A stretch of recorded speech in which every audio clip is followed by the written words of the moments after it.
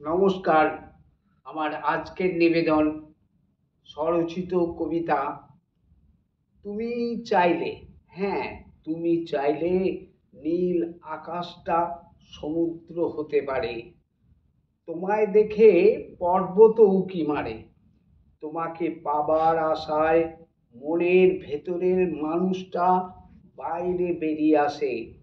নব বসন্ত রঙিন হয়ে ওঠে রক্ত শ্বাসে। তুমি চাইলে মুঠো মুঠো সুখের ঠিকানা। তুমি ছাড়া ফুলগুলো ফুটতেই চায় না। তোমাকে দেখে কোয়েল ডেকে ডেকে এক করে দিনরাত। তোমাকে পেলে মিটে যাবে মনের সংঘাত।